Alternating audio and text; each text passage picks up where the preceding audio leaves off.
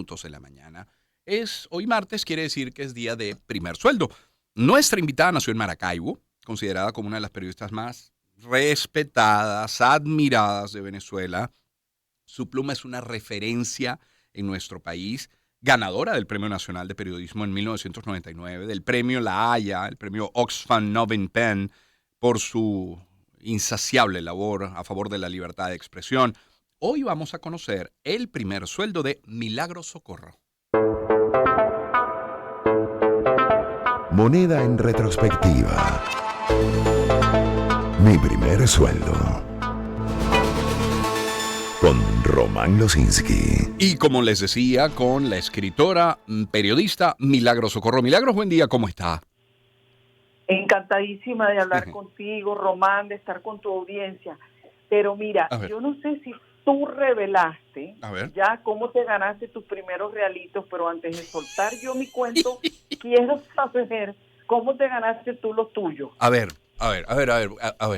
Lo primero que recuerdo haber hecho, que no sé si pero es lo primero que me viene a la mente, con un gran amigo mío que hoy vive en las Islas Canarias, íbamos y comprábamos afiches de Navidad al mayor, y entonces nos íbamos por las tiendas de Chacaíto vendiendo los afiches en las tiendas como para decorar la tienda. Imagínate tú qué decoración, un afiche de un arbolito en la tienda. Yo creo que es la primera referencia que tengo de haber hecho algo para ganar algo de dinero. Pero después, después muchas otras cosas, ¿no? Guía de submarinismo y tal y qué sé yo. Llegué a ser incluso fumigador.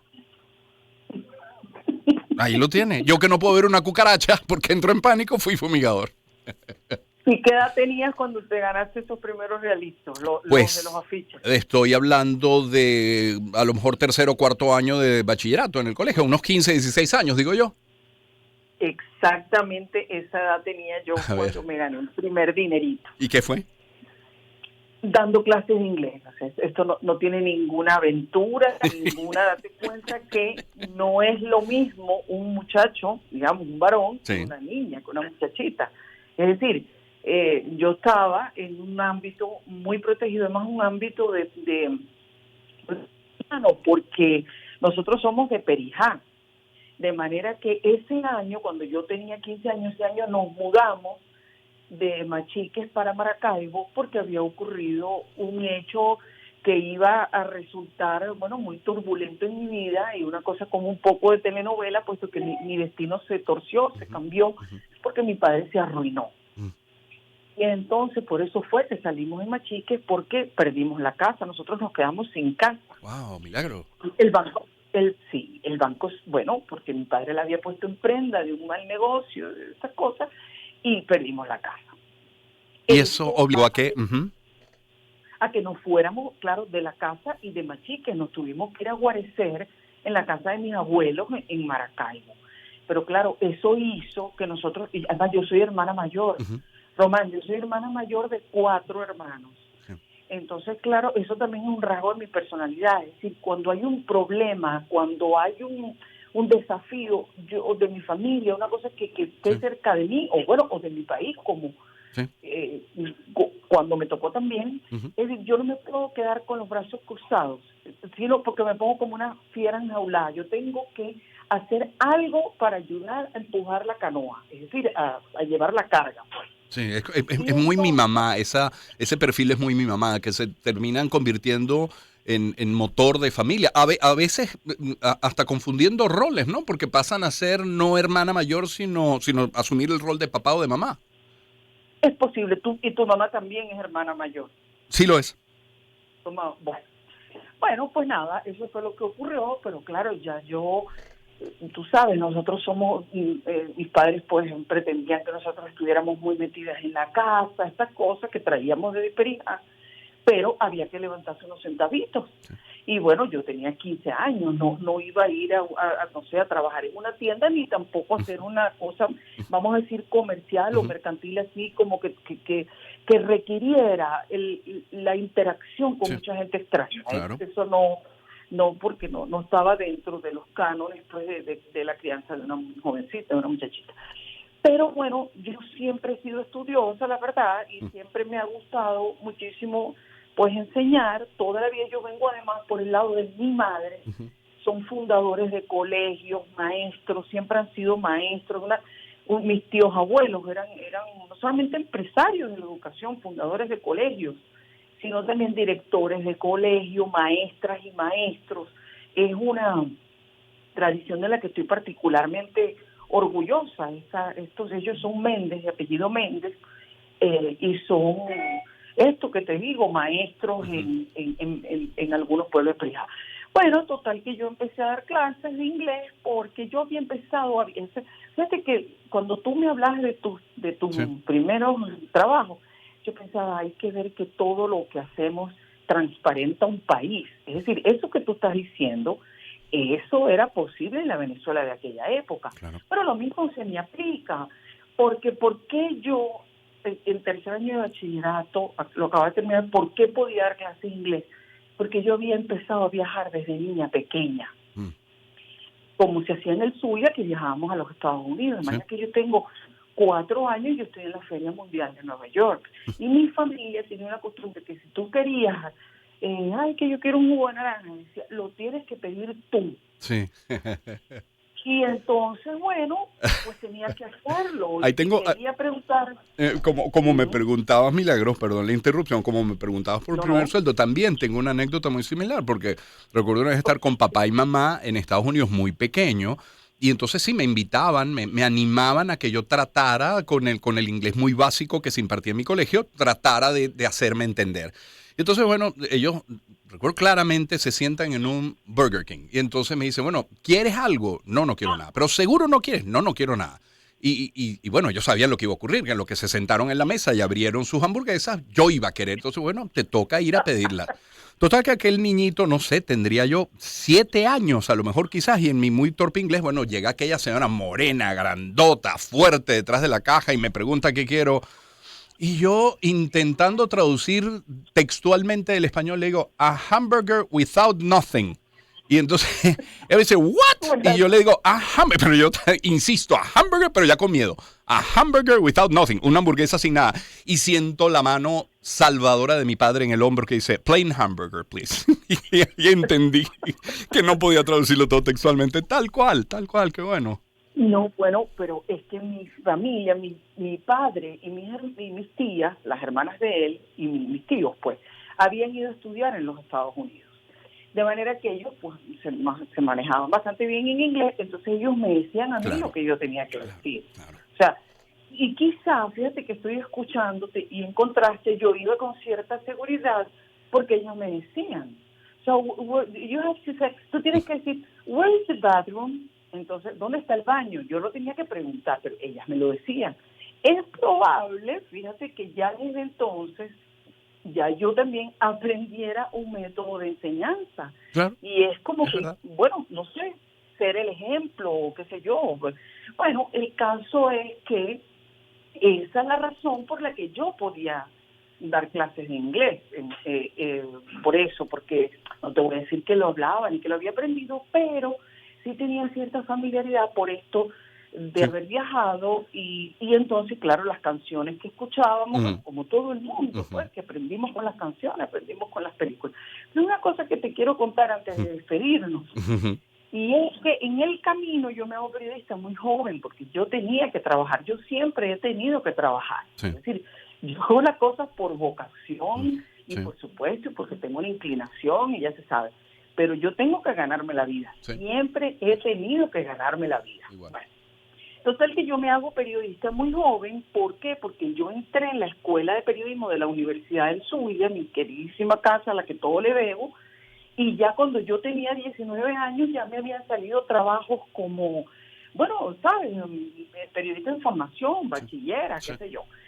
Y de verdad, por suerte, a mí nunca me ha faltado trabajo, de verdad, porque si no me lo ofrecen, yo lo busco. Bueno, en ese camino, estando yo todavía en el Zulia, yo salí de Zulia en el año 90, o sea, hasta el año 90 yo estuve ejerciendo, enseñando en la Universidad de Zulia, lo que he hecho siempre, escribir, leer y enseñar, lo que he hecho siempre. Y yo para una revista hice un reportaje que se llamaba ¿cómo se ganó usted su primer fuerte? Claro, como todavía Venezuela no había estado sujeta a la tortura de la hiperinflación, pues nosotros hablábamos cómo se ganó su primer fuerte. De manera que cuando tu productora, amabilísima y encantadora persona, me contacta y digo, oye, no puede ser, ya yo este trabajo lo hice entrevistando, ¿sabes? Qué maravilla, qué maravilla. Es la voz... Es la voz, perdón, la interrupción es la voz de Milagro Socorro, periodista, escritora, que nos acompaña. Milagro, yo quisiera saber qué hizo en ti el recibir aquellos primeros churupitos, aquellos primeros fuertes, aquellos primeros bolívares dando clases y luego el resto de los salarios. Pero esos primeros, porque, a ver, yo interpreto que tiene ese primer pago, a ver, por lo menos dos dimensiones. Primero te acerca a la responsabilidad que se genera, que se desprende de un trabajo, pero luego, bueno, económicamente habrá o cierta independencia por una parte o el sentirse muy útil aportando a casa, que creo que es el caso que nos ocupa, habida cuenta de lo que sufrió la familia en ese momento. Una gran pregunta. No, digamos, no digo porque yo te vaya a dar una gran respuesta, sino porque me refiero es un gran tema. Es decir, lo que significa para los jóvenes su primer empleo, cosa que en Venezuela está ahorita negada para los jóvenes, por la destrucción del país y su economía. Pero esa es una pregunta muy importante, Rubén, muy importante, básica en las sociedades. Para mí, claro, yo lo que ganaba, y eso fue así hasta por lo menos, unos cuantos años después, yo se lo daba íntegramente a mi madre, En algún momento yo necesité un reloj, mi manejo del tiempo es complicado, yo tengo muy pocas habilidades, muy pocas. Entre ellas no se cuenta la del manejo del tiempo. Entonces, una vez yo saqué unos realitos para comprarme un reloj. En ese momento, ese fue mi primer trabajo formal, que fue como recepcionista del Hotel del Lago, en Maracaibo. Y otra vez era porque yo hablaba, digamos, me manejaba más o menos en inglés para el inglés que puedes manejar en una recepción, que bueno, es saberte los números. Sí, claro. Bueno, eso es un gran tema porque efectivamente me hizo darle valor al trabajo. Yo le doy mucho valor a mi trabajo.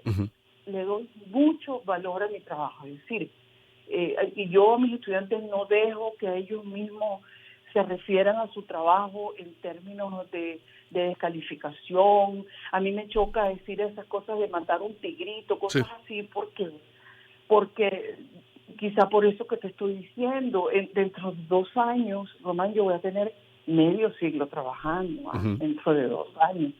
Yo acabo de pasar por un páramo, yo escribí de eso, no es eso lo que estamos hablando, pero digamos que acabo de pasar por un tratamiento de cáncer de mama y yo, en medio de la quimioterapia, hubo un solo día que yo dejé de dar mi clase. Es decir, para mí el trabajo es la llegada, pero también es el camino. Yo todo lo derivo de allí. Yo todo lo derivo de mi trabajo. Que si voy a dar una clase, leo no sabes cuántas horas. Bueno, pero la pregunta, para conversar de lo que me estás preguntando, darle valor uno a su tiempo, a su trabajo, y eso es un camino por el que uno le da el valor al trabajo de los demás. Darle valor a las cosas, porque las cosas cuestan plata. Ya te digo que yo saqué esa plata, hablé con mi madre, mamá, yo necesito un relojito, yo me lo voy a comprar. Bueno, ¿cómo no? Oye, yo me los he comprado con mi trabajo. Eso, darle valor a las cosas, que las cosas cuestan. No es que voy a hacer un culto a las cosas, eso es distinto, eso es otra cosa, eso es convertir el consumo en fetiche, no, eso es otra cosa, pero es a cuidar las cosas, ¿no?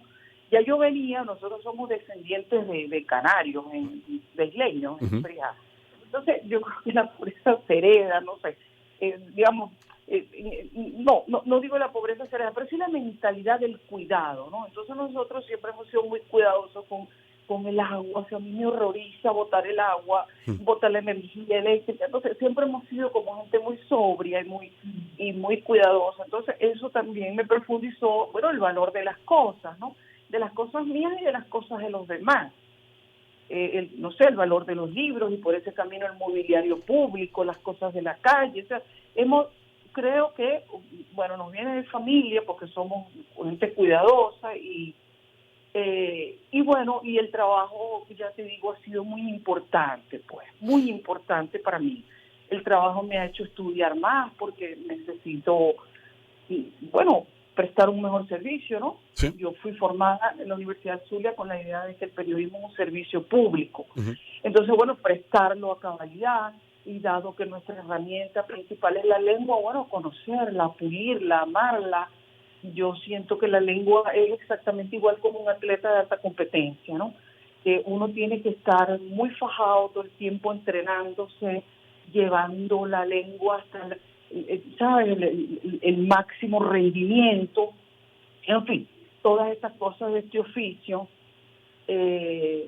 Sí, yo valoro muchísimo mi trabajo, mucho, sí, y me ha dado muchísimas satisfacciones, por supuesto, como en claro. toda vida, no todos son satisfacciones, pero por supuesto, y el trabajo de uno es público, Román, cuando sí. un médico comete un error, mira, los indicios se guardan bajo tierra, pero los de nosotros son públicos y tenemos una lupa, ¿no? Sí. Aparte de que podemos, por supuesto, hacer mucho daño, ¿no? Con las reputaciones ajenas, bueno, todas esas son cosas que cuidamos mucho, tú también, ya lo sé. En fin, me encadené. No, Milagros, te escucho y te escucho además embelesado porque lo que has comentado, lo poco que se ha comentado acá, creo que nos queda claro a la audiencia, al equipo, a mí, que reafirma, uno, el compromiso que tienes y luego el respeto que tienes para con quienes nos escuchan a esta hora, pero en términos generales por tu audiencia, la que te lee, la que te sigue, la que te admira, pero es respeto también por la familia. Se reafirma el amor por un país y por su gente, siempre brillante, siempre genial. Milagros, gracias por concedernos estos minutos esta mañana. Mucho cariño, me han dado un inmenso gusto. Hacía mucho que no hablaba en la radio en Venezuela, de manera que me has dado un inmenso gusto. This come back to the radio in Venezuela. Muchísimas gracias, Muchísimas Milagro, gracias. tan linda. Milagros Socorro, brillante, genial como siempre, periodista, gran escritora. Milagros Socorro ha tenido la gentileza de, si me pregunta, de regalarnos uno de los mejores primer sueldo que hemos podido tener desde el inicio de esta sección hace muchos años ya. Es una maravilla. Si uno pudiera rescatar la esencia de lo que buscamos con esta sección, Mi Primer Sueldo, creo que está concentrada en estos minutos que nos ha dedicado Milagros Socorro. Permítame a esta hora y en